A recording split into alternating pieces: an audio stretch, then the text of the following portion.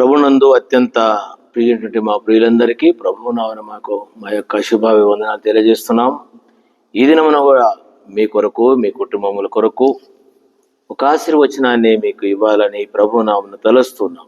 ఆదికాండము 18వ అధ్యాయము 19వ వచనం. అబ్రహాము నిశ్చయముగా బలము గల గొప్ప జనమగును, అతని మూలముగా భూలోకంలోని సమస్త జనములు ఆశీర్వదించబడును. ఎట్లనగా యెహోవా అబ్రహాముకు చెప్పిన అతనికి కలగజేయనట్లు తన తర్వాత తన పిల్లలకు తన ఇంటి వారును నీతి న్యాయములు జరిగించినట్లు యెహోవా మార్గం గైకొనుటకును అతడు వారికి ఆజ్ఞాపించినట్టు నేను ఎరిగి ఉన్నాను. గమనించండి, 18వ అధ్యాయంలో ముగ్గురు మనుషులుగా దేవుడు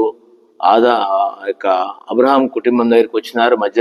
మధ్యాహ్నం వేళ వారికి ఏ సత్కార్యం అయితే చేయాలనో దేవునికి వారు తృప్తిగా వారు చేసిన సత్కార్యాన్ని, ఆ యొక్క ఆతిథ్యాన్ని వారు స్వీకరించి వారిని ఆశీర్వదిస్తూ ఉన్నాడు. దేవుని బిడ్డలారా, ఈరోజు ఈ మాటను బట్టి నీవు నీ కుటుంబాలు ఆశీర్వదించబడాలంటే, దీవించబడాలంటే అబ్రహాము శారాలు దేవునికి లేక దేవుని దాసులకు ఏ విధంగా వారు చేసినారో అట్లా నీవు కూడా చేసినట్లయితే దేవుడు తప్పకుండా దీవిస్తాడు. గమనించండి, 18వ వచనం.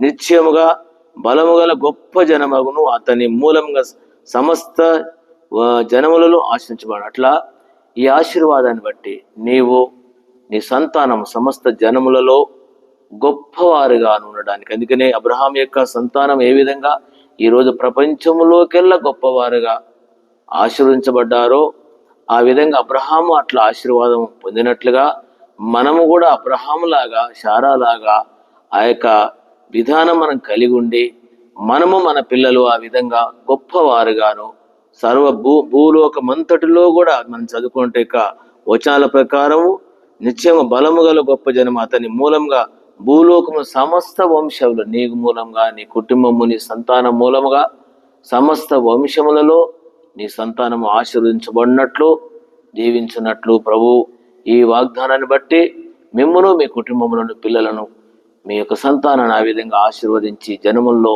గొప్పవారుగా వృద్ధి పొందించబడుదురుగాక. ఆమేన్. ఆ విధంగా ప్రభు సహాయపడునుగాక. ఆమేన్. Praise the lord.